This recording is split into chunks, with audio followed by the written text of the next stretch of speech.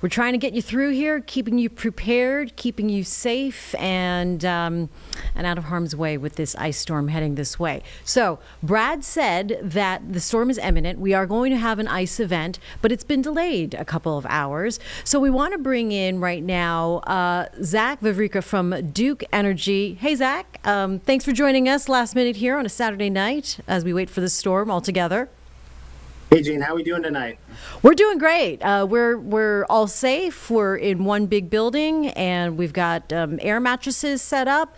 We're hunkering down for this long weekend. How are you guys doing? We're doing good. Yeah, I was in at Carowinds all day today with our crews who have come in from out of state.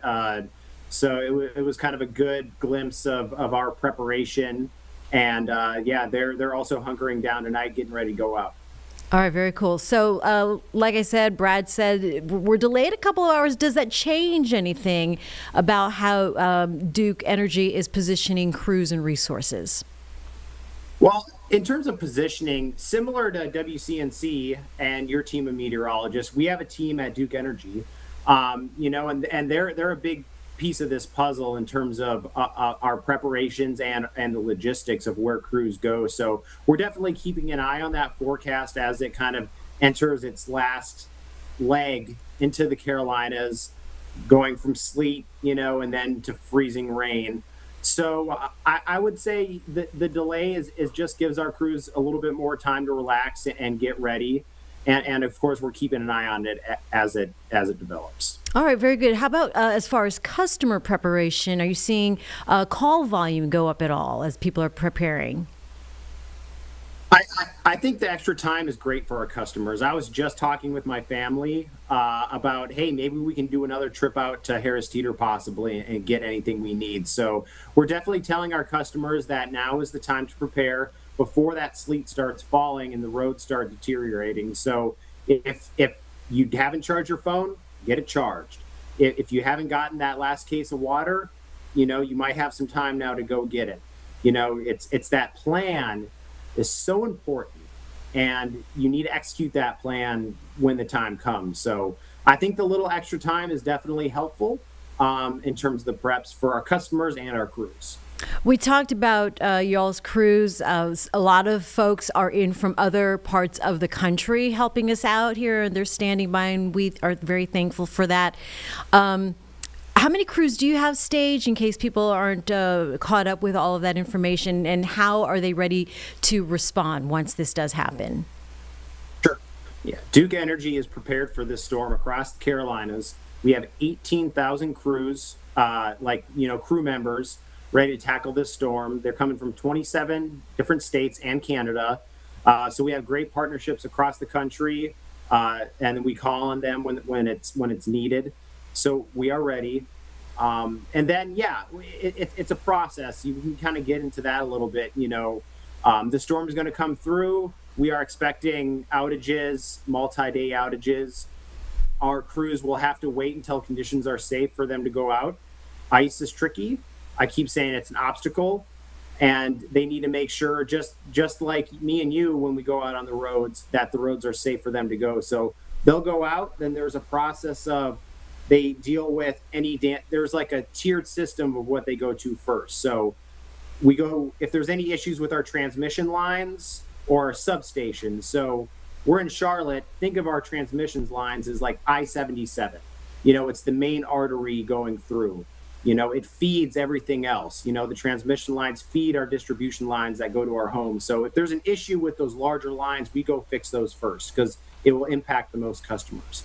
After that, it's critical care facilities. So think hospitals, police stations, firefighters, the people that are helping you and me, when we're in a bad spot, we go and get work to get power onto those places as well.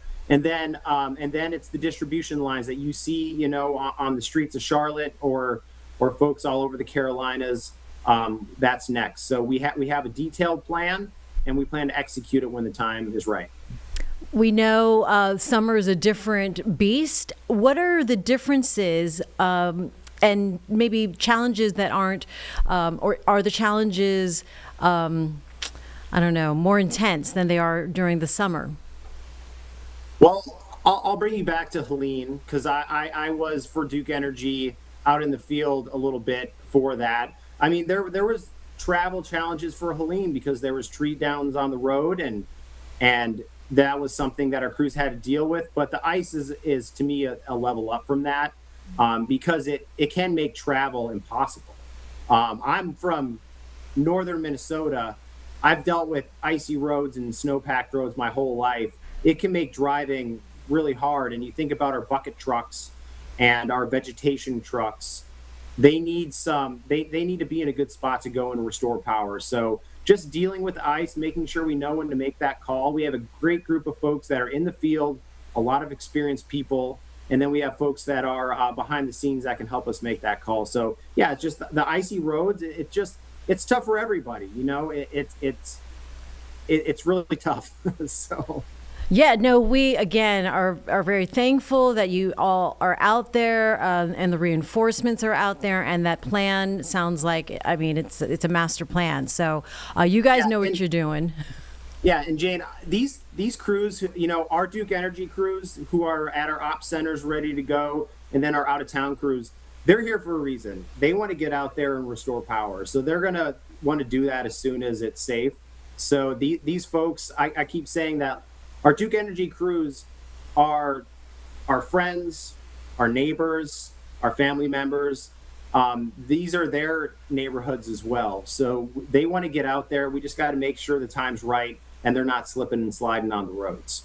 All right, Zach, you want to remind customers what to do when they see a power outage or a power line down or a crew in their neighborhood.